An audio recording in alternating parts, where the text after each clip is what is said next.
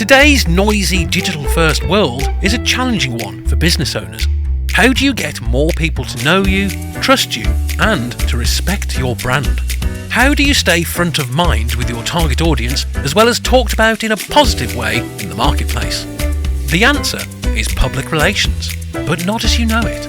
Get ready to unlock the potential of your business through the power of PR, content, and digital communications.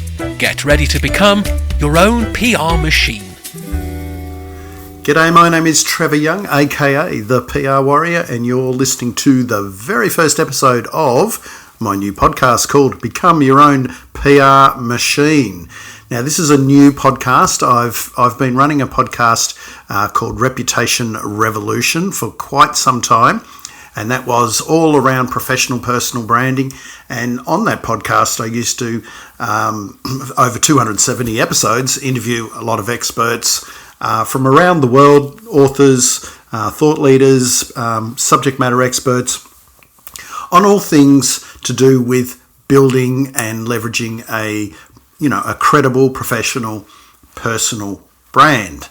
And in that, we talked social media, we talked content and content marketing and the whole creator economy side of things. We looked at social media, we picked apart owned media, earned media, media relations, influencer relations, so many aspects, much of which falls under a PR banner.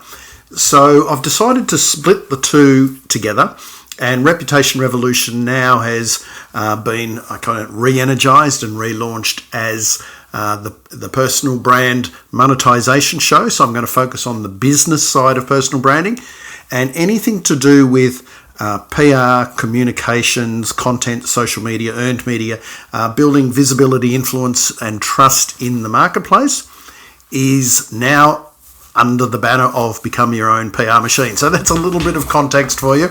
If you want to jump over to Reputation Revolution, if you haven't checked that out yet, please do. But if you're in the game of whether you're a marketer or a PR person, or you run a business, or you're working with a growing business and you want to understand how you can build that authority, that visibility, influence and trust in the marketplace more effectively in a really credible, genuine and sustainable and strategic way, then this is the podcast for you. Become your own PR machine. Now, a couple of things. What we're going to talk about in this introductory episode is to really talk about what PR is. This has to set the scene because for a lot of people, PR, public relations, is all about getting your mug on TV, your brand name, or getting your brand on in the print, in press, in the media. It's all about getting ink, getting media publicity. That is a small part of what the PR remit is today. Going back 30 years, yep, sure, it was a fair bit of that. Today, not so much. I'd know PR practitioners who wouldn't even speak to a journalist today. So, number one thing is PR does not stand for press release. PR is not just about getting media coverage, getting your brand in the newspaper, getting a radio interview, being on other people's podcasts. That is a part of it, and we'll definitely cover that. That's called earned media, and it's definitely a part. But the problem is when you focus just on that. If you focus just on the media publicity aspect of public relations, then you miss out and you will be blinded by all the goodness and all the great stuff that PR actually can and does do. Those businesses, those entrepreneurs who have a PR mindset, whether they know it or not, they just happen to understand it and sort of let it play out, they are the ones that are really killing it. They're doing really, really well.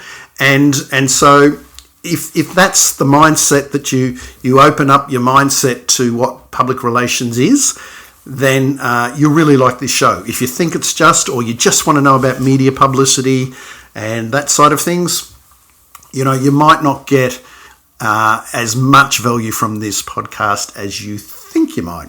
You will when we cover those aspects, but we're also going to cover social media, owned media.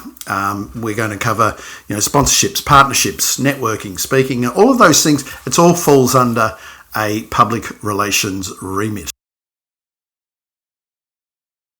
My definition, you can go to the PR society and the PR organisations, industry organisations in most countries have got an organisation that represents the PR industry, whether they're agencies or people who work in public relations and communications in major organisations, and they will have a very similar, probably academic sounding definitions of public relations. I'm not even going to put you through that. They might be correct, but they don't serve much purpose, I don't believe.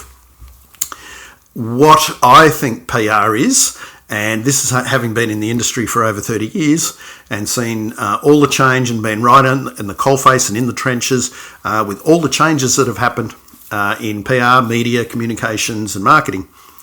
I've boiled it down to this one sentence. Public relations is about deepening the level of connection you have with the people who matter the most to the success of your business or cause or issue, if that is your end game. I'll say that again. PR is all about deepening the level of connection with the people who matter the most to the success of your business, your cause or your issue.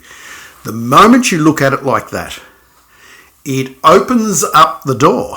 Who are the people that are important to your business, the success of your business, and what sort of relationships do you have with these people? Now, they could be they could be partners that you've got out there in the marketplace. It could be financial analysts if you're a public company. Definitely, if you've got employees and contractors, they're important to your business. Of course, it's going to be clients and customers, but it's also the people who influence them. So who does influence your clients and customers? So we should be at least have them on our radar. So once you open that door to map out your audience and work out who is important to the success of my business, then that changes the ball game. There might be one person who's really important to your business.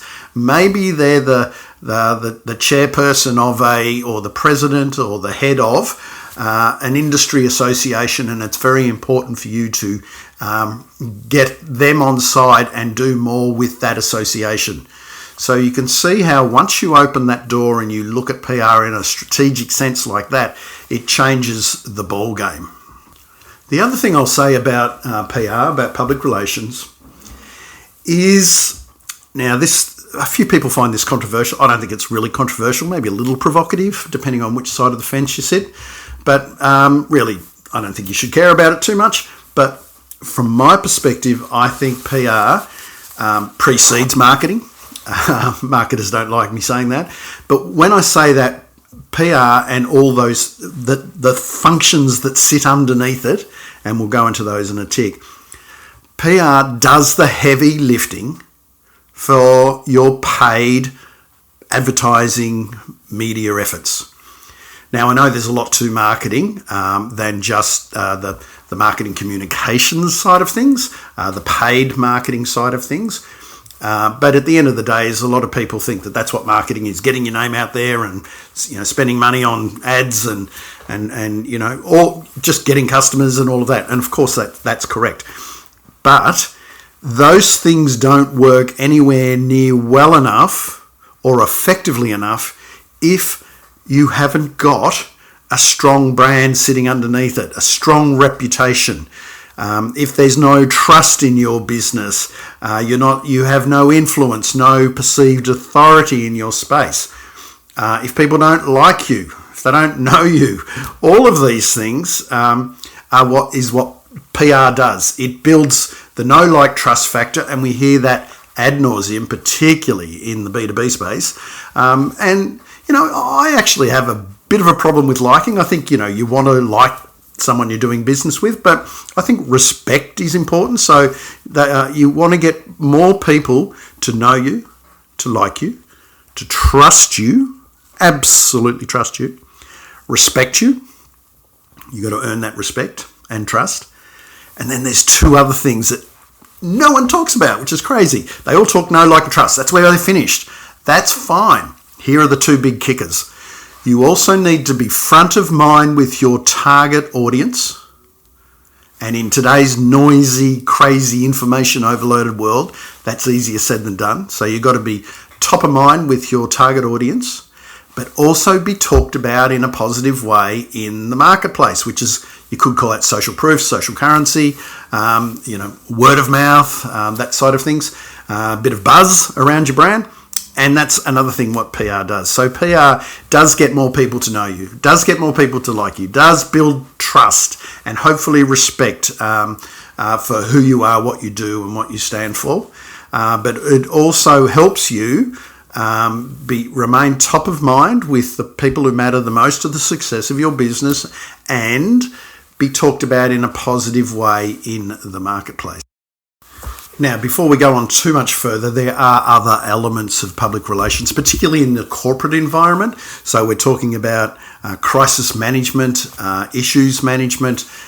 You have, in large companies, you have what's known as corporate affairs or corporate communications departments, and they, will have a crisis management plan in place in case an issue blows up and, you're in the your company is in the news for all the wrong reasons, and reputation management. I think we'll touch on reputation management as we go through this podcast, but that's not my world. I don't really focus too much on the crisis and issues management side of things. There are people that's all they do and that's their focus. My side of things is probably more you'd call that the corporate communication side, I suppose. My side is more the marketing communication side. Most businesses need that marketing communications foundation, so it keeps them in the not just in the news, on social media and owned media. All of those things come into play. You need to, depending on your industry, of course, you need to be aware of issues, and we know that things can blow up today very quickly on social media. So I'm not dismissing any of that. It's just that I'm not going to spend a lot of time in it.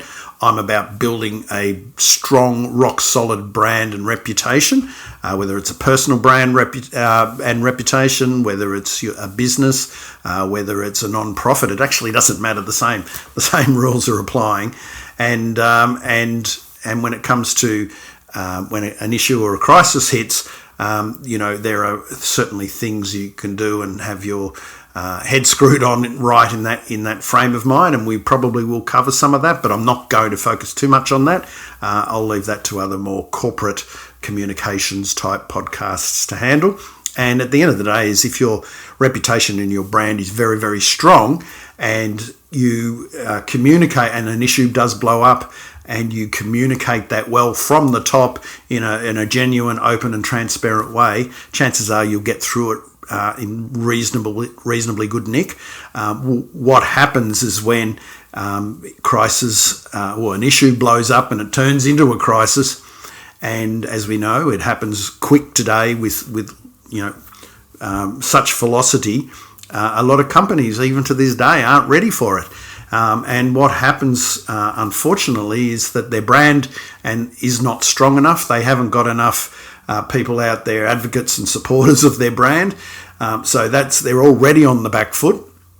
And then you have a leader who's not open and transparent in the way they handle it, and they hide behind jargon and buzzwords and spin. That is not my game, So I don't ever want to use the word spin again on this podcast. I'm all about open communications, being transparent, using real language, connecting with people on a real human level, and that's my philosophy around public relations. It always has been.